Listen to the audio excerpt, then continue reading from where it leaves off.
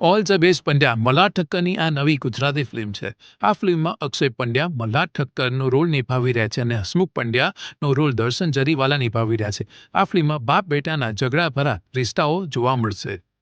હસમુખ પંડ્યાને લાલચંદ આરોપ લાગી જાય છે અને અક્ષય તો સીધો સત્યાગ્રહ મોડામાં જ આવી જાય છે.